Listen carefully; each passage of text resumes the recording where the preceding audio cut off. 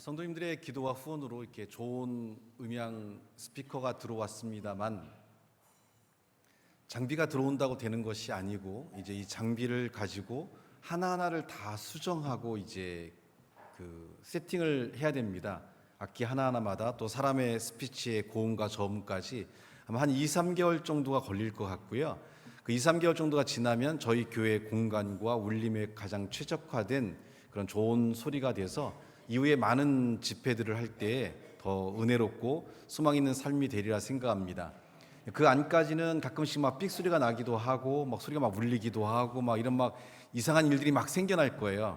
그래서 그런 기간들을 좀 편하게 지켜봐 주시고 이렇게 받아 좀 은혜로 지켜봐 주시면 더 좋은 소리로 또 많은 집회를 할 수 있는 삶이 되리라 생각합니다. 아마 내부 안에도 공사를 좀 해야 될 거예요. 소리가 울려지는 부분들을 좀 막기 위해서 흡음재도 돼야 되고 그런 거 다 측정해서 이제 그런 변화를 줘야 되기 때문에 아마 여러분들이 좀 듣기 좋은 소리가 날 때까지 좀 그런 어려움들이 있으니까 감안하시고 편하게 지켜보시면 좋겠습니다.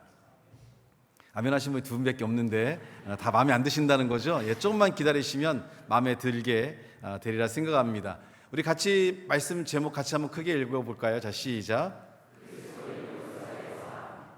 우리 말씀 출애굽기 23장 20절로 24절 말씀 우리 같이 함께 한 목소리로 합독하겠습니다.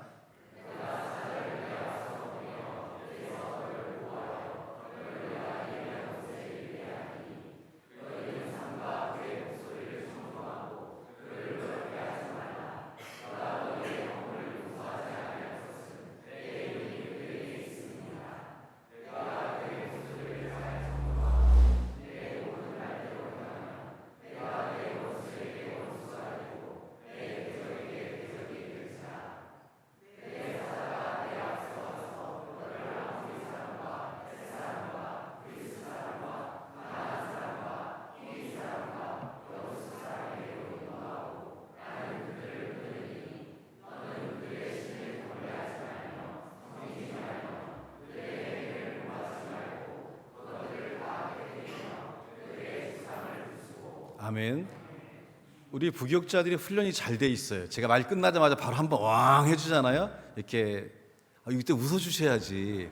이제 싸늘하게 이러면 부교육자들이 긴장하지 않겠어요? 이런 일들이 계속 이렇게 여러 번 반복될 겁니다. 조종하는 가운데서 아마 여러분들이 좀 이해하고 지켜보시면 되겠고요.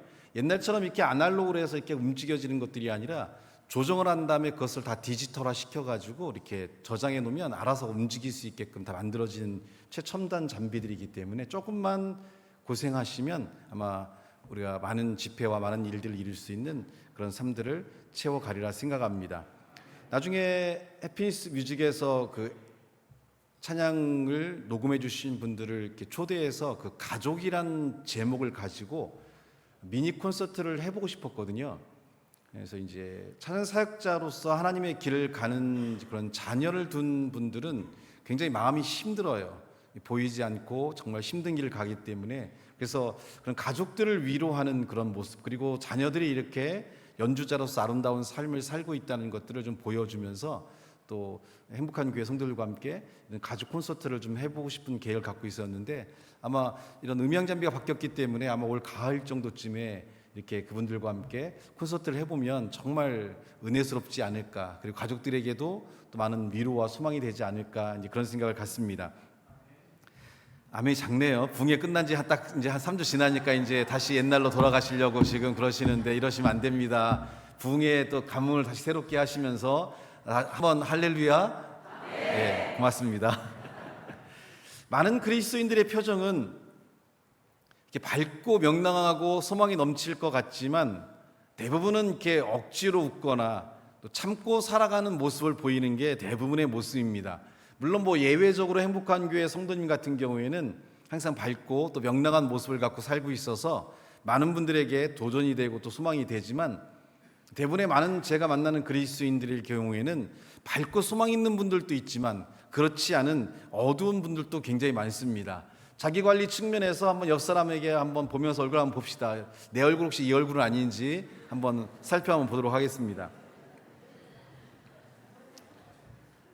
말씀을 통해서 또 신앙의 방향을 통해서 우리가 기쁨과 소망이 넘치는 삶으로 또 하나님의 은혜가 주어지는 삶으로 살아가야 될 것을 알고 있고 또 가르침을 받고 있지만 그들의 표정이 굳고 힘든 것은 신앙이 괴롭고 힘든 일이기 때문입니다. 사실 신앙은 즐겁고 행복한 삶이 되고 또 신앙을 통해 우리가 용기를 얻고 우리의 삶에 많은 동력과 또 많은 하나님의 역사를 통해 은혜가 넘치는 삶으로 살아가는 것이 온전한 신앙의 삶인데 어떤 이들에게는 이런 신앙의 삶들이 괴롭고 힘들고 어려운 일이 될 수가 있어요. 그래서 혹시 전 궁금해서 그러는데 옆 사람에게 한번 물어보실래요? 신앙생활이 힘든지 아닌지 한번 물어보세요. 괜찮아요. 또 답도 한번 들어보세요.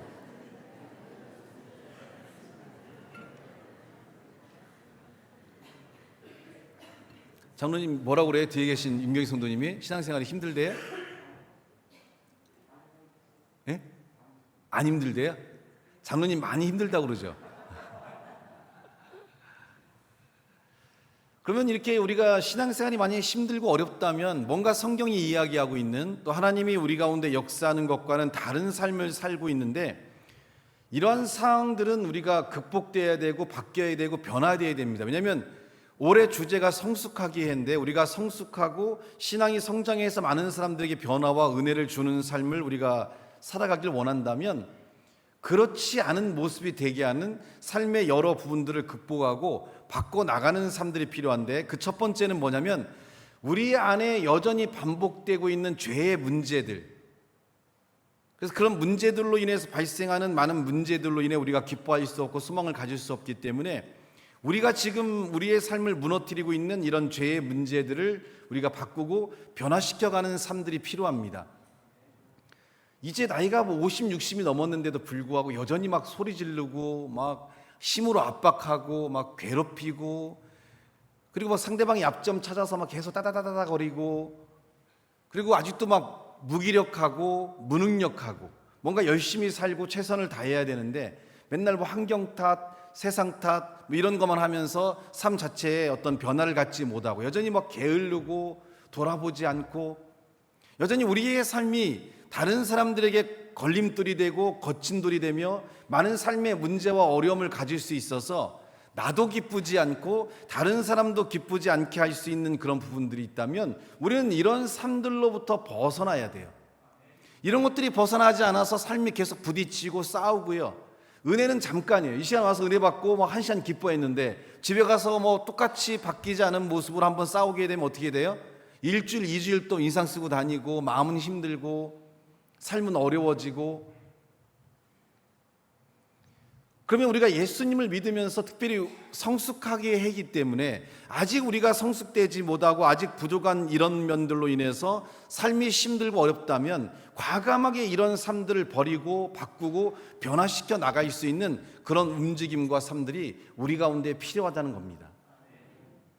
근데 이런 삶의 문제들로부터 바뀌지 않고 변화되지 않는 삶을 살아가기 때문에 예배는 드리고 교회 생활을 하지만 여전히 우리는 힘들고 어렵고 고통스러운 삶으로부터 자유롭지 못한 삶을 살아갈 수밖에 없다는 거예요. 성숙이라는 것은 하고 싶지 않은 것을 할 때 성숙이에요. 하고 싶지 않은 것을 할 수 있을 때 우리한테 어떤 변화들이 주어지냐면 타인의 요구를 수용할 수 있고 타인의 어떤 우리의 삶에 변화가 필요한 부분들이 주어진다면 기꺼이 바꾸고 변화시킬 수 있는 자발적이고 능동적인 삶으로 바뀐다는 거죠. 삶이 자발적이고 능동적이 되면 삶 자체가 활력이 넘치고 즐겁고 행복해요. 여기서 오늘 교회를 오고 싶어서 오신 분들이 있을 거예요. 기쁜 마음으로 오신 분도 있을 거고요. 그러면 이 시간 예배가 행복하고 즐거운데 끌려오신 분도 있잖아요. 부인에게 끌려오거나 남편에게 끌려오거나 또 부모님에게 끌려온 분들이 계시면 하나도 안 기뻐요. 슬슬 이제 몸을 자꾸 낮추기 시작하죠. 낮춘다는 건 뭐예요? 깊은 잠으로 들어가시기 위해서 조금씩 의자 밑으로 몸이 들어가서 이제 조금씩 이제 키가 낮아져요. 시작은 키가 컸는데 다 보이거든요. 좀 있으면 조금씩 낮아져요. 이렇게 이제 의미가 없으니까요. 기쁨도 없고 소망도 없고 말씀이라는 것들이 왜 의미가 없냐면 듣고 내가 그렇게 살아갈 때 말씀의 능력을 경험하고 그 말씀이 갖는 삶의 변화를 경험하면서 삶의 힘과 생동감이 생기는데, 말씀을 들었다 하더라도 내가 변화되지 아니하면, 오늘 우리 아이들이 무기력해요. 왜 무기력할까요? 부모가 무기력해서 그래요. 부모가 예배를 열심히 나오고 기도도 열심히 하고 자녀들에게 신앙의 삶의 모습을 보여주면서 방향을 제시한다면 아이들도 그런 방향을 향해 따라가는데, 자녀를 보면서 야, 너 참 답답하다, 너 왜 이렇게 사냐라고 이야기하기 이전에 나는 어떤 모습인가를 돌아봐야 돼요. 뭐 여기저기서 뭐 이걸 가르쳐 저걸 가르쳐 저걸 한다고 해서 되는 문제가 아니에요. 어떤 변화를 갖기 위해서는 타인을 바라보는 것이 아니라 나를 바라봐야 되고 내 삶에 필요한 분들의 변화를 줘야 돼요. 아니, 퇴근하고 또 학교를 끝나고 집에 왔는데 인상 이렇게 쓰고 있는 사람이 앉아가지고 그냥 이러고 있으면 누가 집에 오고 싶겠어요, 그죠? 문을 딱 열었는데 막 온 가족이 다 튀어나와요. 그래서 아빠 오늘 고생했어, 얼마나 힘들었어, 이러면 정말 살만 나겠죠, 그죠? 그러면 내가 꼭 그렇게 살아야 되나? 내가 꼭 그런 삶의 모습을 가져야 되냐? 그러면 신앙을 지금까지 배우고 느꼈다 하더라도 아무런 의미가 없는 거죠. 우리가 타인을 위해 헌신하고 그를 기쁘게 하며 그와 더불어 사는 이런 것들을 배웠다면 당연히 집에서 뭐 게임을 하고 있든 뭐 하고 있든 간에 부모님이 퇴근하시면 당연히 문 앞에 나가서 아유 잘 다녀오셨어요 라고 하면서 자녀와 대화도 나누고, 그러면서 자연스럽게 식당으로 옮겨가면서 밥을 먹으면서 또 얘기를 나누면서 뭔가 그런 삶들이 하나둘씩 만들어져 가야 되는데 움직임이 없다는 거죠. 움직임을 가질 수 있는 힘도 없고요. 그런 삶들이 우리 안에 남아있으면서 많은 문제와 어려움들을 갖는 한계를 우리 가운데 만들어낼 수밖에 없다는 거예요.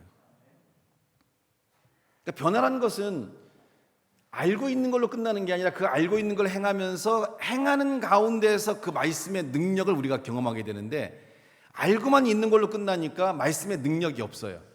우리 그런 말 하잖아요. 현대인들이니까 막 지친다는 얘기 하잖아요. 왜 지치냐면 움직이지 않으니까 지치는 거예요. 움직이면 지칠 시간도 없고 지칠 마음도 없어요. 지쳐서 쉼을 가질수록 더 힘든 거예요, 삶은. 오히려 더 움직이고 더 활력 있게 하고. 제가 요즘에 그런 생각을 하거든요. 나이가 먹으면서 알게 되는 것들이 굉장히 많이 있어요. 첫 번째로 깜막깜막하는 일들이 생겨요. 그래서 어떤 때는 실수할 때가 있어요. 그래서 제가 요즘에는, 원래 제가 메모라는 걸 하지 않은 사람이거든요. 50살까지는 메모라는 걸 하지 않았어요. 머리가 정말 좋아가지고요. 기분 나쁘게 들으세요. 딱 한 번 들으면 1년 뒤에 얘기한 것도 1년 뒤에 할 일도 메모하지 않아요. 그냥 1년 뒤 그날 되면 딱 기억해서 할 정도로 이렇게 했는데 실수를 하더라고요. 누가 뭐 부탁했는데 안 보낸 적이 있거나 어디 모임을 가야 되는데 안 간 거예요. 다행히 1시간 전에 왜 아직 안 오십니까? 라고 전화 와서 불이나 갔지 큰일 날 뻔했어요. 그부터 시작해서 어디다 놨는지를 기억 못하고 헷갈리는 이런 일도 생기게 되고요. 나이가 들다 보면 생겨요. 부모님을 보면서 먹다 보면 흘리더라고요. 왜 저렇게 흘리시지? 그걸 꼭꼭 씹어서 먹으면 되지. 왜 흘리냐 했더니 요즘에 제가 막 먹다 흘려요. 국물도 흘리고요. 뭐 수저를 갖다 이렇게 와서 먹잖아요. 이 수저가 입으로 들어가야 되는데 입을 안 들어가고 여길 쳐요. 그리고 막 흘러. 이런 상상도 할 수 없는. 그러다 먹다 이게 막 김치국물 떨어져요. 다 웃죠? 그건 여러분들의 얘기입니다. 나같이 깔끔쟁이가, 나 같은 완벽주의자가 절대 그런 일이 없을 거라고 생각했는데 어느 날 내 몸이 내 마음대로 움직여지지 않아요.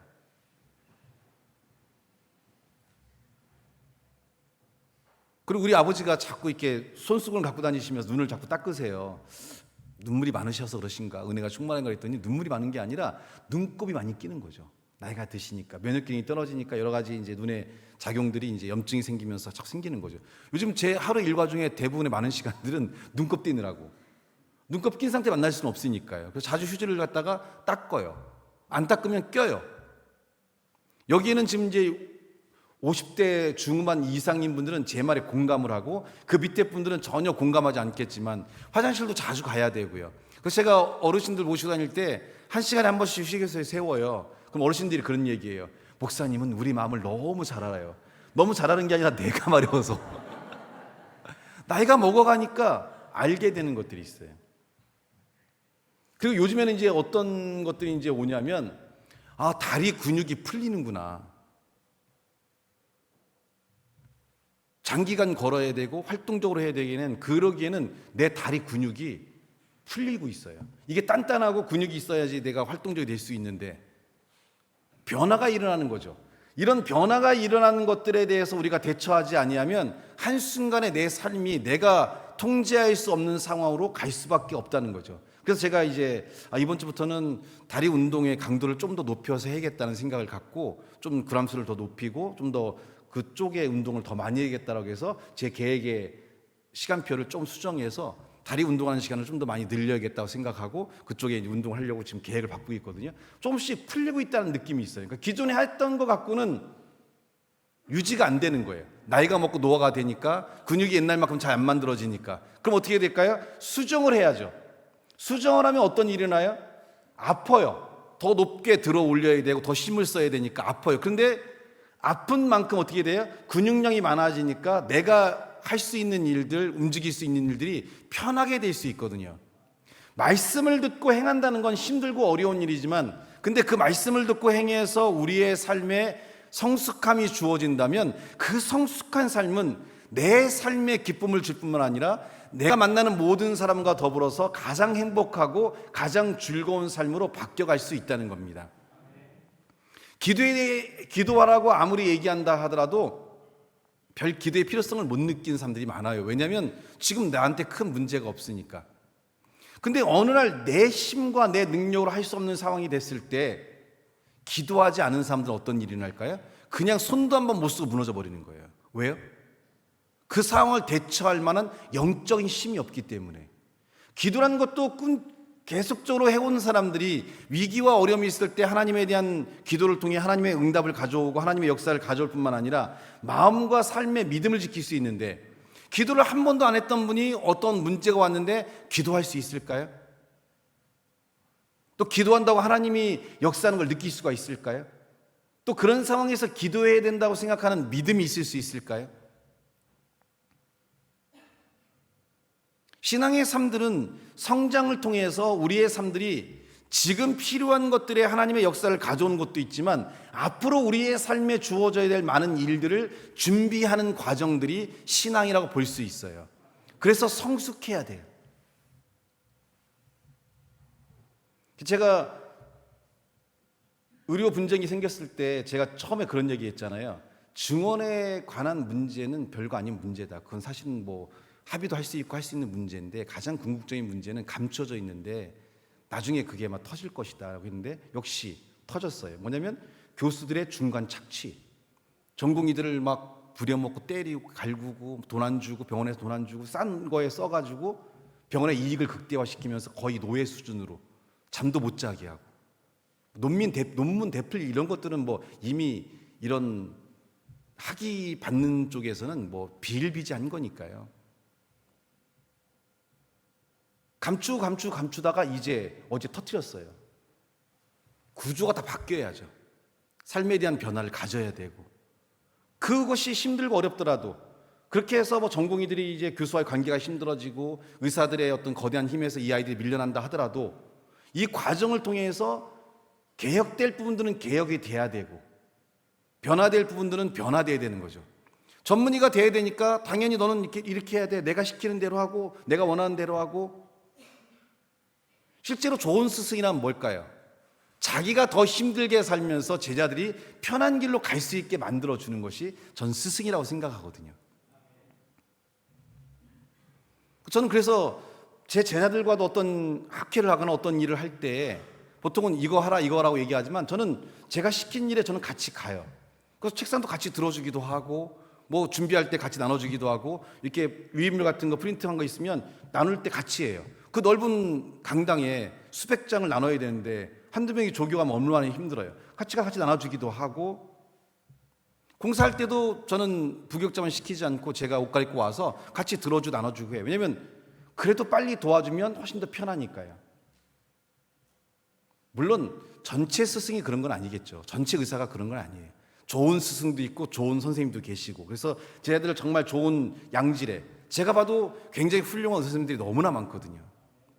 근데 그 반면에 그렇지 않은, 병원이 이익을 극대화시키는 가운데서 또 일부 교수들이 자신의 어떤 목적을 위해서 어린 친구들의 어떤 그런 학위 과정이나 이런 전문의가 되는 과정 속에서 너무나 많은 착취와 너무나 많은 고통과 너무나 많은 아픔들과 힘든 삶을 그냥 당연한 것으로 만들어 갔다는 거죠.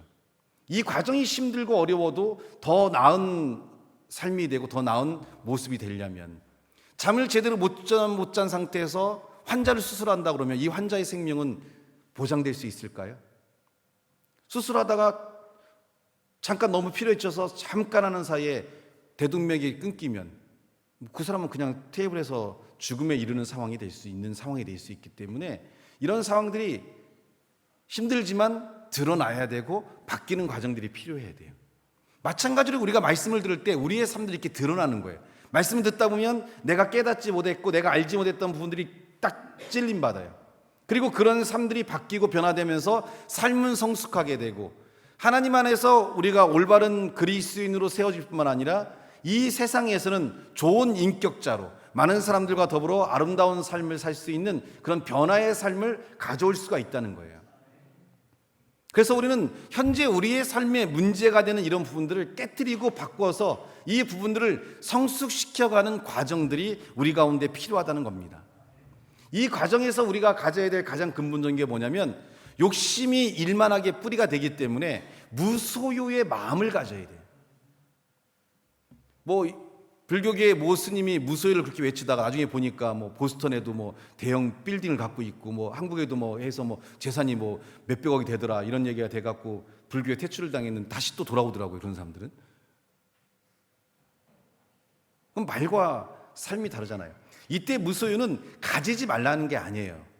사람들이 그걸 잘못 생각하는 거예요. 가지지 말라는 게 무소유가 아니에요. 여기에 다 직업군이 다르고 사업하시는 분도 계시고 또 삶에 능력 있는 분이 있고 또 부모로부터 많은 재산을 물려받은 분이 있어요. 그럼 다 내놓고 그냥 노숙자로 살아요? 아니죠. 무소유란 건 뭐냐면, 진정한 무소유는 예수님의 삶에서 보여주는 거예요. 모든 걸 갖고 있지만 진정한 무소유는 뭐냐면 나눌 수 있는 자가 무소유예요.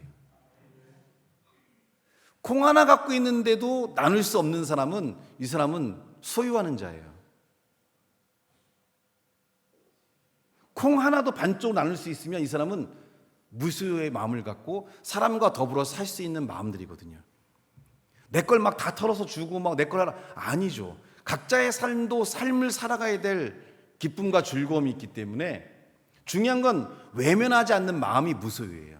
누군가가 도움이 필요하고 누군가가 어떤 게 필요하면, 누군가가 지금 죽어가는 가운데 있는데 오직 하나님의 역사만이 살릴 수 있다고 하면 내 시간의 무소유를 가지고 일정한 시간을 빼서 그 사람을 위해 기도한다면 그 사람은 시간의 무소유가 되는 거예요. 몸의 무소유가 되는 사람이 있다면 누가 어려운 일 있을 때 반찬이라도 만들어서 갖다 주고 청소도 좀 도와주고, 이런 건 몸의 무소유죠. 몸을 너무 사랑하는 사람들은 남을 위해서 움직일 수가 없거든요. 물질의 무소유가 된 사람들은 하나님께 주신 이 복으로 필요한 자들에게 나눠주고 베풀어주고 함께하면서, 돈은요 얼마든지 기쁨을 줄 수 있는 능력이 될 수 있어요. 어떨 때? 나눌 때요. 제가 그래서 가장 기쁠 때가 뭐냐면 밥 먹을 때예요. 아이들을 격려하기 위해서 또 좋은 일이 있을 때 이렇게 만나가지고 밥 한 끼 사줄 때 그때가 가장 기뻐요. 또 힘들고 어려운 애들 밥 사주면서 툭툭하면서 용기 내라고 했을 때 가장 크고 가장 기쁜 삶을 가질 수 있는 거죠. 다 내놓고 갖지 말라가 무소유가 아니라, 내가 100억을 갖고 있는데 100억 중에서 내가 10,000원을 얘 친구를 줬어요. 이 사람은 무소유예요. 100억을 갖고 있으니까 한 1,000억, 아니 50억은 내놔야지. 이거 아니에요.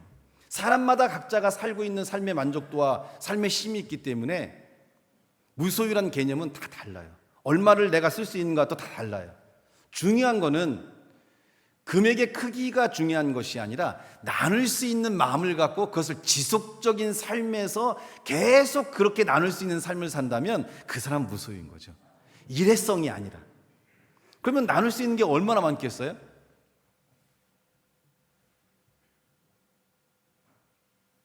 제가 우리 조카들하고 굉장히 끈끈한 관계를 유지하고 있거든요. 굉장히 좋아해요. 그 이유가 뭐냐면 어릴 때 제가 가만히 보니까 이게 큰형님 조카, 뭐 둘째 형님 조카, 그다음에 뭐 누님들 조카가 쫙 있는데 다들 목사들이다 보니까 목회에 미쳐가지고 애들하고 어디를 한 번도 안 가는 거예요. 그래서 내가 애들하고 좀 같이 가면 좋겠다. 그래가지고 교회는 봉고차가 있잖아요. 봉고차에다가 이렇게 막 그때는 이제 그런 게 없었어요. 뭐 이렇게 뭐 식당도 많지 않았고 아주 옛날에는. 그래서 이제 또 비싸기도 하고 그러니까 이제 콘도 같은 거 하나 빌리면은 그릇을 다 갖고 가는 거죠, 집에서. 애들 뭐 한 20명 넘게 애들 데려가니까 콘도에 있는 걸 갖고 안 돼. 그래서 들어갈 때 방을 2개 빌려갈 돈은 없으니까 하나 빌려가는데 나눠 들어가는 거예요. 몰래 들어가고 이렇게 해서 들어간 다음에 안 나와. 나갈 때도 3명 나가고 그다음에 2명 나가고 이렇게 해서. 왜냐면 걸리면 쫓겨나니까 돈 더 내야 되잖아요. 이 불법에서 안 돼. 이런 거 가르치면 안 되는데 5인 기준으로 예약하고 들어간 사람은 20명이야. 뭐 목사가 돈이 없는데 어떻게 해요? 그래서 막 이만한 전기밥솥도 가져가고 이만한 막 국그릇도 갖고 가서 밥을 해갖고 먹으면서 뭐 산도 가고 구경도 가고 막 이렇게 하면서 그런 시간을 어린 시절 그 아이들이 대학에 갈 때까지 그 아이들이 이제 초중고 시절에 같이 오랜 시간 동안 살았거든요. 그래서 이 아이들은 저에 대한 그런 마음들이 크고 저에 대해서는 언제든지 이렇게 얘기하고 함께 할 수 있는 그런 거부감, 그러니까 거리감이 없는 거죠. 언제든지 편하게 얘기하고 얘기하면서. 그래서 보통 작은 아빠라고 안 불러요. 그냥 아빠라고 불러요. 그 정도로 이렇게 가까운 마음들, 또 지들이 어려운 일 있을 때는 부탁도 하는 그런 마음들이 되거든요. 왜냐하면 나눴기 때문에 그래요. 나누는 곳에는 모든 벽들이 사라져요. 부모와의 관계에서도 자녀가 부모를 위해 아끼지 않고 나눠야 되고, 부모도 자녀를 향해 아끼지 않고 나눠야 되고, 형제도 아끼지 않고 나눠야 돼요. 왜냐하면 이 땅을 떠날 때 우리가 가지고 갈 수 없잖아요. 다 주고 힘들게 살아가는 게 아니라 나도 행복하게 살면서 내가 가진 것 중에 일부들을 나눠주면 크지 않아도 그런 것들이 큰 소망을 주고 아름다운 마음을 갖고 삶의 기쁨과 아름다운 역사들을 이룰 수 있게 된다는 거예요.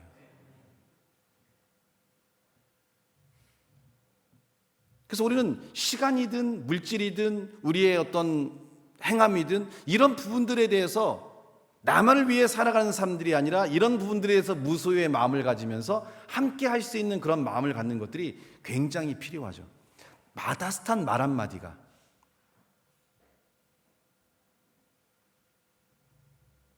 따뜻한 그런 삶들이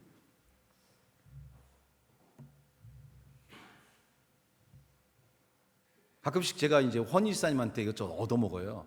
얻어먹는다는 거는 이제 자기의 엄마, 그러니까 이서영 권사님이 뭐 특별히 나이가 있으시니까 나 이것 좀 먹고 싶다라고 하는 게 있으면 그걸 사러 가요. 사러 갔다 오면서 제 것도 사다 주는 거예요. 사실 좀 굉장히 부담스러워요. 형편이 뭐 다 거긴데 사다 주면 그럼 또 저 같은 성격은 사다 주면 먹으면 또 나도 사줘야 되잖아. 그러니까 부담스러워. 사실 안 받고 안 주는 게 편한데 일단은 그래도 지 마음, 그러니까 마음의 표현이죠. 그러면 저는 한 10번 받고 가끔 한 번 이제 제가 이렇게 사다 줄 때가 있는데 근데 그 마음이 너무 고마운 거죠. 그래서 그냥 그것도 남자니까 이렇게 애교가 많지도 않아요. 그냥 갑자기 목사님 어디요? 나 교회인데. 알았어요. 제 앞에 뭐 하나 놓고 가니까 처먹어요. 그리고 얼른 올라가. 뭐 보지도 못해. 뭐 이렇게 만나는 것도. 하지만 그 마음의 느낌이 삶을 살면서 내가 살아야겠다는 느낌을 받을 때는 누군가가 나에게 사랑을 줄 때예요. 그래서 저는 사람이 살아갈 때 가장 필요한 힘이 뭐라고 하냐면 사람들의 온기라고 저는 생각을 해요. 사람들의 온기가 느껴지면요, 어떤 고통과 아픔이 있어도 충분히 싸워갈 수 있고 이겨낼 수 있는 힘을 갖게 되거든요. 받으려고만 하는 삶이 되면 안 돼요.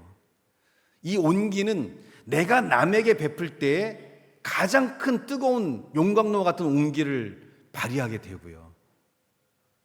또 내가 힘들고 어려울 때는 타인으로부터 내가 그 따뜻한 온기를 받으면 꺼져가는 내 생명이, 내 삶이 불타오르면서 다시 살아갈 수 있는 힘과 능력을 얻게 된다는 거예요.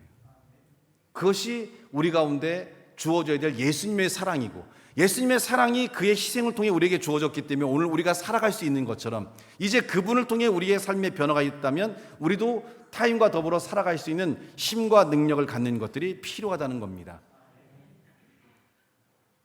그래서 따라합시다. 나는 나를 위해서도 행복하게 살아야 되지만 타인을 위해서도 무소유의 마음을 갖고 나누는 삶을 살아가자. 옆 사람에게 한번 얘기 한번 해주시겠어요?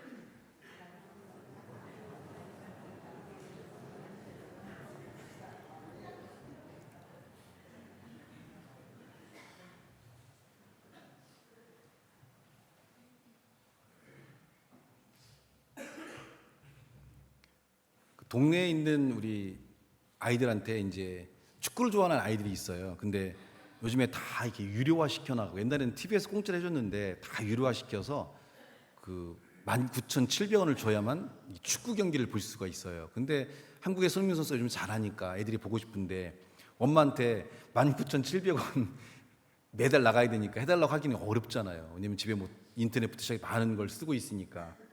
그래서 제가 지켜보다가 애들이 축구를 너무 좋아하는데 이제 그래서 제가 이제 아이들 하나 팠어요.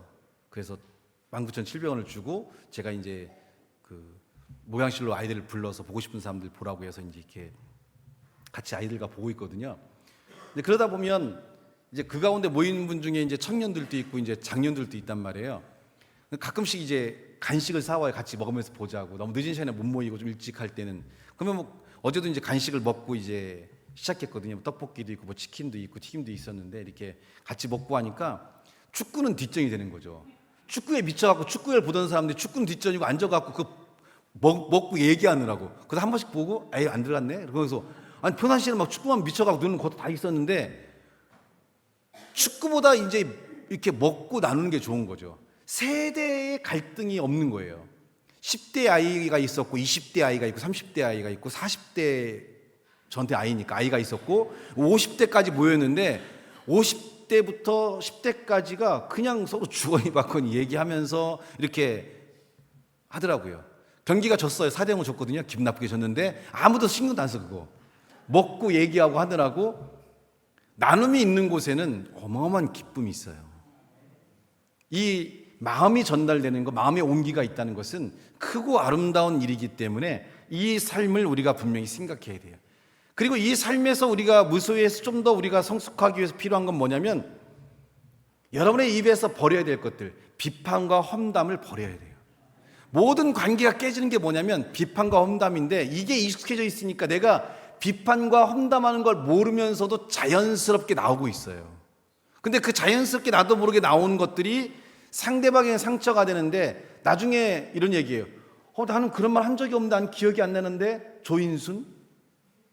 내가 물어봐요. 너 왜 그렇게 했어? 그러면 목사님 나는 기억이 안 나는데 옛날에 한 30년 전에 그렇게 얘기했다. 나 돼지건 났거든요. 왜냐면 익숙해지면 내가 그런 말 하는지도 몰라요. 근데 대다수의 사람들과 만나서 얘기하다 보면 자기는 그냥 편하게 얘기하는 건데 거기에는 진짜 비판과 험담이 다 들어가 있어요. 근데 그 이야기들이 상대방에게 전달될 때는 그들에게는 상처가 되고 아픔이 되고 좌절이 되거든요. 교회 공동체 안에서 마찬가지죠. 누가 뭔가를 하면 왜 저렇게 했어? 왜 그렇게 했어?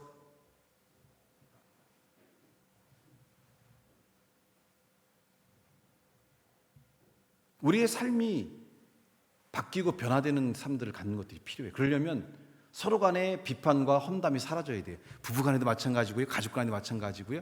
그래서 상대방이 비판하잖아요. 막 마음이 찔리잖아요. 막 올라오잖아요. 그때 우리에게 뭐가 필요해요? 그냥 그걸 받아내는 게 필요해요. 내가 받아내면 나도 상대방에게 비판할 때 그 사람도 받아내게 돼요. 왜냐하면 미안하니까. 분명히 터질 것 같은데 안 터뜨린단 말이에요. 그러면 받아내는 거거든요. 직장도 마찬가지예요. 부당할 수도 있고 힘들 수도 있지만 좀 받아내봐요. 좀 받아내면 상대방도 10번이면 5번은 여러분의 의견과 생각을 받아주는 관계로 변화가 일어나게 되거든요. 이 삶들이 필요합니다. 이러한 변화들이 필요하고 이러한 움직임들이 우리 가운데 있어야 될 가장 중요한 삶이라는 것을 우리가 분명히 필요해야 돼요. 그러면 받아들이려면, 비판하지 않고 험담하지 않으려면 우리에게 필요한 게 뭐냐면 변명을 없애야 돼요. 인생에서 가장 좋지 않은 습성이 변명이에요.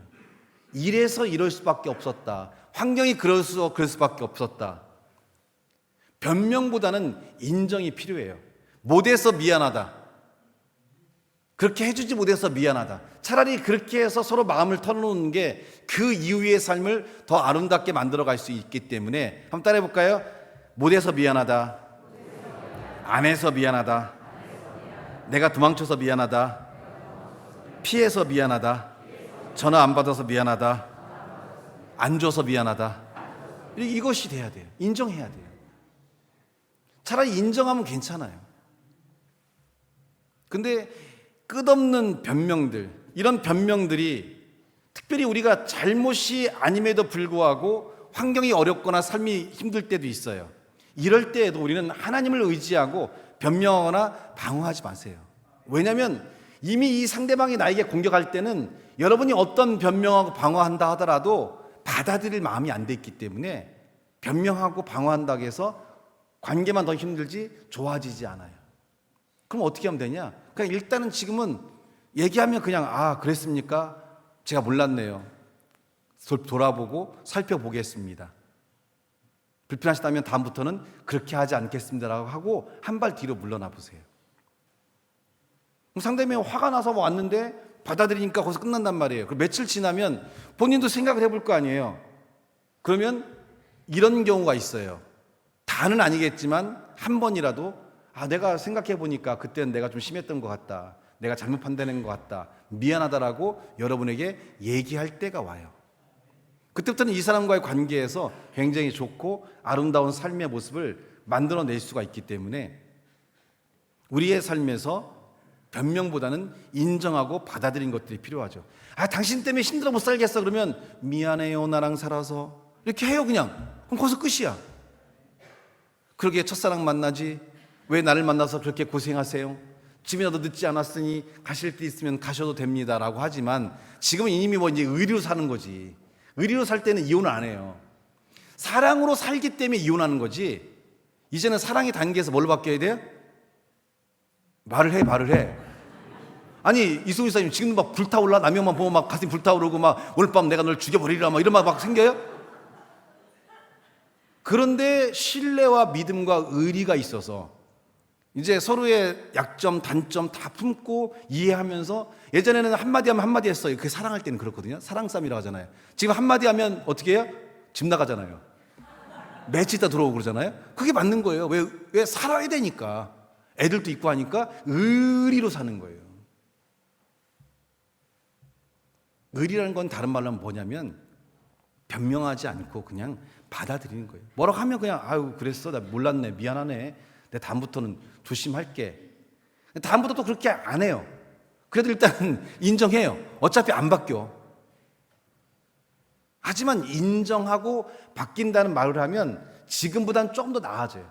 조금씩 더 나아지기 때문에 우리의 삶들에는 이런 인정과 받아들임이 우리 가운데 필요하다는 것을 분명히 알아야 됩니다. 예레미야 6장 16절 말씀 보여주시겠어요?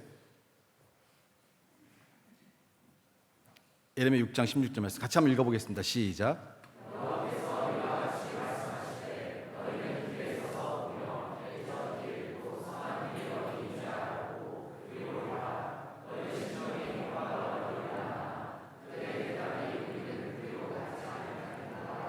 이스라엘 민족이 무너졌을 때 예레미야 선지자를 통해 하나님 말씀하시기를, 너희가 하나님과 관계를 가졌을 때, 너희가 하나님의 은혜가 충만했을 때, 그때의 그 옛길, 그 선한 길이 어딘지 알아보고 그리로 가라. 그러면 너희의 심령이 평강을 얻으리라고 얘기합니다.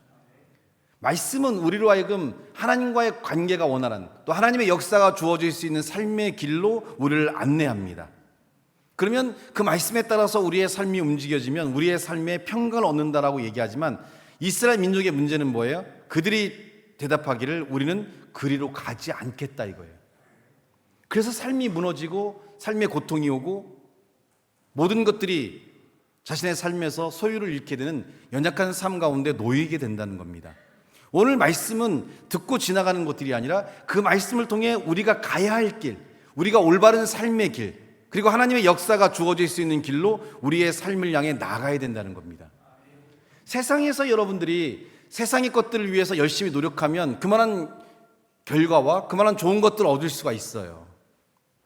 하지만 그것들은 성경이 말하는 것처럼 세상이 불탈 때 하나라도 남아있을 수 있겠냐는 얘기죠. 그 수많은 거대한 건물이, 그 수많은 여러분의 지식이, 그 수많은 책들이, 수많은 과학적인 문명들이 이 세상이 불탈 때 남아있을 수 있겠느냐. 근데 이 세상이 불탈 때 남아있을 수 있는 것 딱 하나인데, 하나님을 믿는 믿음은 남아서 그 믿음이 너희를 구원한다라고 얘기합니다. 우리가 우리 자신을 위해 준비하는 것들이 여러분의 큰 힘이 되고 도움이 될 것 같지만, 그것들은 여러분이 부딪히는 환경에서 일시적으로는 도움이 되고 필요할 땐 도움이 되는 것 같지만, 결정적인 상황 속에서 여러분이 그것들을 통해 도움을 얻지 못할 때 믿음을 통해 우리는 그 환경과 삶을 바꿔나갈 수 있는 힘이 필요한데, 우리에게 믿음이 없다면 이 세상의 어려움과 고통 속에서 우리가 갖고 있는 모든 것들로는 견뎌내지 못하고 무너지는 삶을 살아갈 수밖에 없다는 겁니다. 그래서 우리는 영적으로도 준비해야 돼요. 하나님의 역사가 주어질 수 있는, 하나님의 은혜가 주어질 수 있는, 또 우리에게 주어진 삶들을 견디고 이길 수 있는 힘들이 우리 가운데 필요하다는 거예요. 상담을 하면서 제가 이렇게 말씀을 드려요. 함께 기도하면서 이렇게 나가면 우리가 이 질병이나 이 고통으로부터 이겨낼 수 있습니다.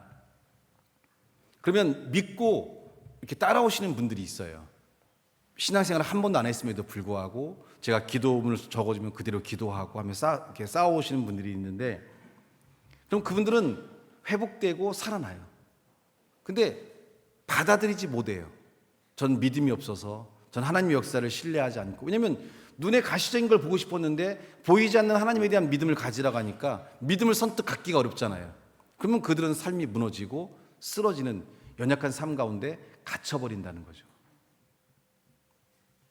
여러분의 삶이 흔들릴 때, 여러분의 삶이 요동할 때 과연 여러분은 그 환경을 이겨낼 수 있고 요동하는 삶을 흔들리지 않는 반석과 같은 삶으로 만들 수 있는 믿음과 하나님의 역사를 우리가 소유하고 있는지를 우리는 우리 자신에게 물어보고, 그 삶이 성숙되어 있는지를 우리는 한번 생각해 봐야 됩니다.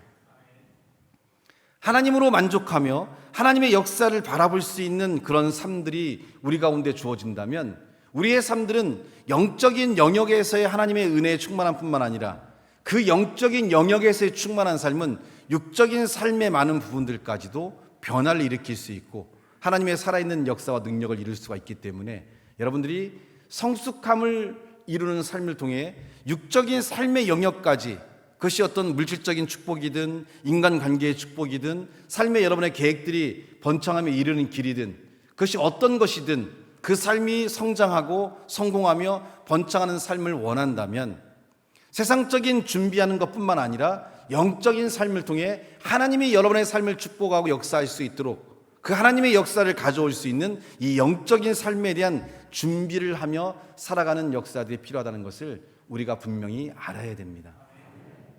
자녀를 바라보면서 답답하시다면, 자녀의 미래를 위해 걱정이 되시고 하시다면 아무것도 하지 않고 그냥 이 자녀를 위해 세상적인 것만 뭘 하려고 하지 마시고 그 자녀를 위해서 기도하셔야 돼요.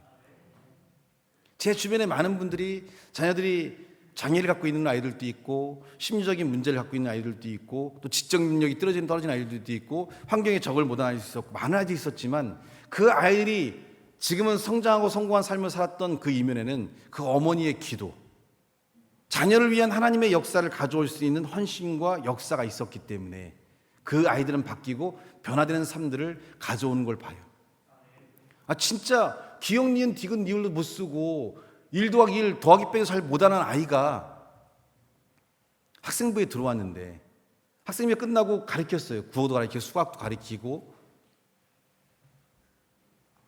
그래서 그 당시에 정기 고등학교도 못 가서 후기 고등학교로 가고, 4년제도 못 가고 전문대를 갔고, 전문대를 나와서 다시 4년제 대학에 가고, 4년제 대학에 다시 대학원을 가고, 대학원을 가서 영국에 있는 옥스퍼드 대학까지 갔는데 기억니은 이것도 못 쓴 애가 그게 교회 안에 주어진 아이가 됐는데,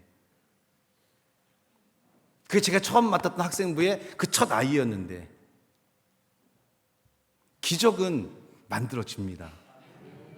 그 기적이 만들어지기 위해 간구하는 자가 있다면, 그리고 하나님의 역사가 주어지기 위해 움직임을 갖는다면, 막연하게 손 놓고 아무것도 못하는 자들이 아니라 하나님에 대한 확신을 갖고 그분의 역사가 주어지길 소망한다면 아마 우리의 삶에 많은 변화와 축복과 역사가 아름답게 이루어질 줄 믿습니다. 기도하겠습니다. 하나님 감사합니다. 주신 은혜와 능력이 우리의 모든 삶을 통해 하나님의 역사와 능력으로 채워질 수 있도록 인도해 주시고, 말씀을 듣고 우리의 삶에 성장돼야 될 부분을 배웠는데 이제 그 부분들을 실천하고 하나님의 역사 안에 살아갈 때 큰 은혜와 능력으로 채워주시길 간절히 원하오며 예수님의 이름으로 축복하며 기도하옵나이다.